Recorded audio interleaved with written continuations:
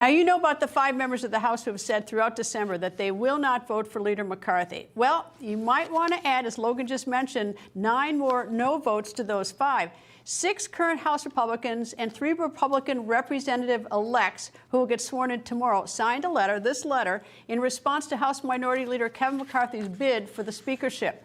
Late last night, Pennsylvania Republican Congressman and Chairman of the House Freedom Caucus, Scott Perry, released that letter via Twitter. In his tweet, Congressman Perry wrote, quote, "Nothing changes when nothing changes, and that must start from the top. Time to make the change or get out of the way." In the letter, the 9 signers wrote that Congress needs to change and cannot be done with McCarthy as Speaker. And breaking tonight, as Logan just noted, just as we were going to air, sources familiar with the negotiations between McCarthy and Perry confirmed that the two just met in the last hour. Pennsylvania Republican Congressman and newly elected Chairman of the House Freedom Caucus, Congressman Scott Perry, happens to be with us this evening, just as that happens. Good evening, Congressman. And since this is just breaking and we're having reports, sources saying you met with Leader McCarthy, what happened? Well, Greta, all I can really report, because you know how these things are behind closed doors, but we had a short and productive meeting. I will just characterize it that way. And you know, we're still tomorrow on the floor is still very uncertain. I think that right now I can say, look, there's a fair amount. There's a few hours, obviously, between now and tomorrow at noon. But right now, at this moment, there are not 218 votes for Leader McCarthy to become the Speaker.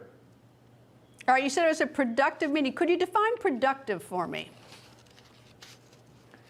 Well, productive can be defined a lot of different ways, but from my standpoint, part of it is knowing where the other side of the negotiation is, and so we learned some of that in that very short meeting. But you know, that provides you information to then make decisions on. What do you want? What is it that Kevin McCarthy could say between now and the first ballot tomorrow, or even the second ballot, that would change even, you know, the 9 people who signed on to this letter, 8 others with you, and the 5 who have been no Kevin from December? What could he possibly say or do that would get him over the threshold? Well, the issue, Greta, what it really boils down to is trust over a long period of time. Leader McCarthy's been in leadership for about 14 years, and whether it's spending bills or whether it's voting with Democrats when we're in a majority position, people have a lack of trust. There's a number of members that have a lack of trust in Leader McCarthy and don't want him to become Speaker because of that lack of trust.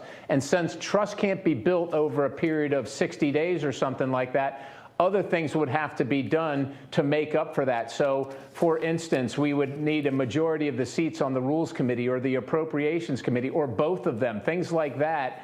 And also, as you probably know, the ability to hold the Speaker accountable. The Speaker is the most powerful person in Congress, wielding incredible authority. And so without any accountability, you can't do much when they go off the reservation, so to speak. So we would need something fairly dramatic. And of course, as you know, Greta, we've talked about this before. I started talking to Leader McCarthy last summer about some of these changes, anticipating this moment and trying to avert this moment. But last summer, he wasn't interested in talking to me. I revisited it in the fall, not really interested then, only became mildly interested right after the November election. But even in December, in the beginning of December, members signed a letter that we sent to Leader McCarthy with some very specific things, some more aspirational things that would allow the latitude of anybody that wanted to be Speaker to say, this is how we'll address these problems, from spending to the border to the IRS. And he's waited until literally New Year's Eve. I got a memo from him on New Year's Eve saying, well, this is how I'll address some of these issues. And then, of course, we issued our rebuttal to that, saying, of course, it was lacking and it's very late and there's a lot of work to be done. We're still willing to stay up all night if that's what it takes, but the onus is on him. And the reason we are in this position at this late hour is because the leader has been refusing to make any real changes. He, you know, apparently the status quo is fine with him, and now has waited to this late hour to try and use political coercion and threat tactics to force people to vote for him. I don't see that as very productive or very unifying, quite honestly. So what's the threat? You said that he had some threat tactics. What's the threat? When you came out of that meeting, you know, what was the threat? That's the first part of my question. And the second is that when the meeting ended... Well, there was no threat tactics in that meeting, but of course we've heard from different people in our districts. He's had, there are people that have called people in the media, you know, saying that there's going to be a Democrat speaker. The only way there can be a Democrat speaker, Greta, is if Republicans work with Democrats to make that happen. And I pledge to you that you won't ever have that happen from me. And as a matter of fact, Leader McCarthy was asked early on if he would work with Democrats to secure the votes for Speaker, and he said he would not. And we want to hold him at his word to that. All right. When you ended the meeting, did it end with sort of like, you've given me a lot to think about and let me get back to you? Or was, you know, the line sort of drawn in the sand at that point today? I think he's been given information that he can make a decision on. Obviously, the time is short, but it'll be up to him to make that decision. And, you know, like I said, we're optimistic that, that we can avoid this impasse. But if we don't avoid the impasse, we're fully committed to do whatever it takes to change the status quo in Washington, D.C. Greta, nobody came here saying everything's great. Everything's working fine, yet most members come here and fall right in line, which is exactly why we keep getting what we just got a week and a half ago with an omnibus 4,000 pages dropped at 2 o'clock in the morning and less than 24 hours to vote on it, $1.7 trillion, 7,000 earmarks. The American people are sick of that, and it has to change. All right, if you had a magic wand, who would you pick?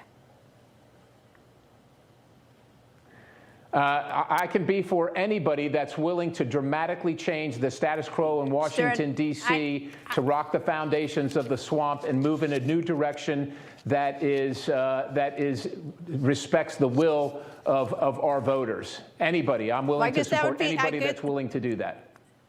I guess that would be the 9 here. What's that? Or the 5 who said they won't, right? Well, look. Again, I think you have to keep an open mind and you have to be willing to look at all sides and all opportunities or all proposals. And so we still have hours left, and I'm keeping an open mind. But we need the people that are interested in being Speaker to offer those proposals to us, and then we can make up our mind about who to vote for, just like you would in your elections. Well, it's going to be a busy day tomorrow, Congressman. I hope you'll come back tomorrow night so we can recap whatever happens tomorrow. It'll be interesting to find out. I hope we can get you back tomorrow night. Thank you for joining me, sir. I hope so, too.